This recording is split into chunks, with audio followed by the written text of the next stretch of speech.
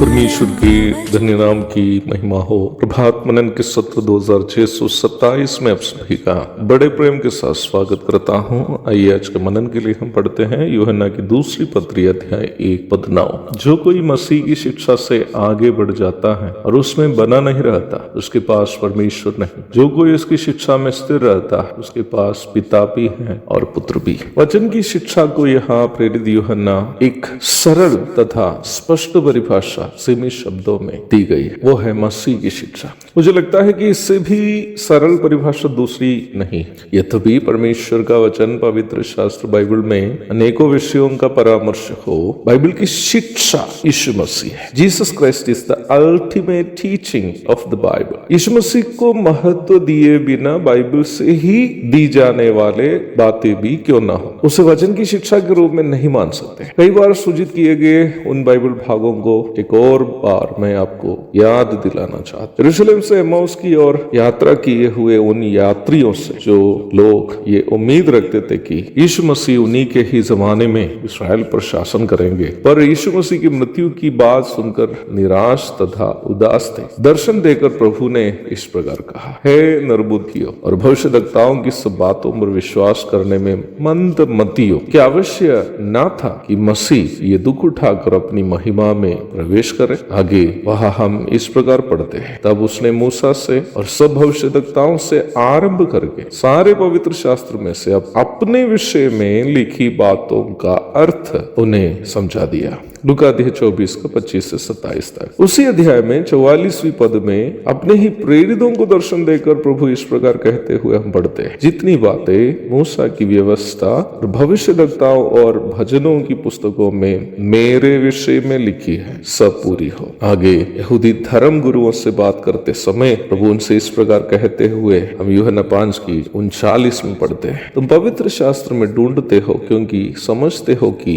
उसमें अनंत जीवन तुम्हें मिलता है, और ये वही है जो मेरी गवाही देता है। बाइबल की मूल शिक्षा प्रभु यीशु मसीह है। उत्पत्ति में वह सृष्टिकर्ता परमेश्वर है, निर्गमन में वह फसह की मेमना है, लेवी व्यवस्था में वह हमारा प्रायश्चित बलि है, गिनती में वह हमारे लिए ऊंचा किया गया व्यक्ति है, व्यवस्था विवरण में वह हमारा सच्चा भविष्यद्वक्ता है, यहोशू में वह हमारा उद्धार का करता है और न्यायियों में वह छुड़ाने वाला न्यायी है, मत्ती में वह राजा है अथवा मसीह, मरकुस में वह दास है, लूका में वह संपूर्ण मनुष्य है, यूहन्ना में वह परमेश्वर है। बाइबल की हर पुस्तक में विषय वस्तु यीशु मसीह मात्र है। बाइबल में इतिहास, साहित्य, विज्ञान आदि कई बातें हैं, लेकिन बाइबल कोई इतिहास की या साहित्य की या विज्ञान की पुस्तक नहीं। बाइबल में नैतिकता की शिक्षाएं हैं, लेकिन बाइबल केवल नैतिकता सिखाने वाली पुस्तक भी नहीं है। बाइबल की मुख्य शिक्षा यह है कि यीशु मसीह की तरह बनो। यीशु मसीह ने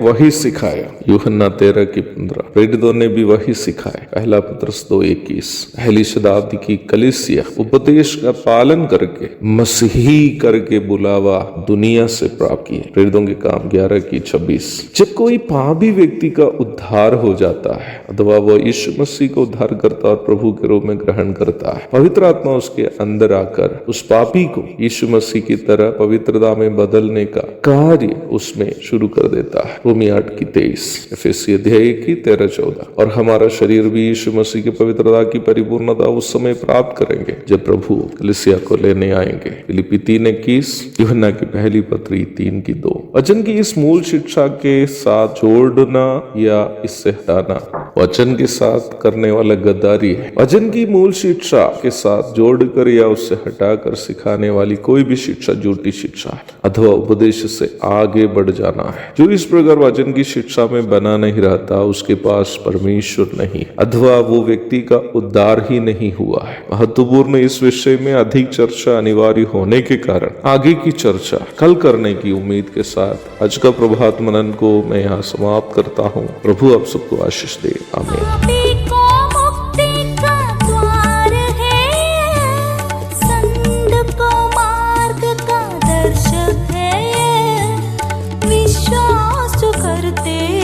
उसके लिए अनंत जीवन का साधन है ये है वचन, प्यारा वचन, यीशु मसीह का प्यारा वचन, ये है वचन।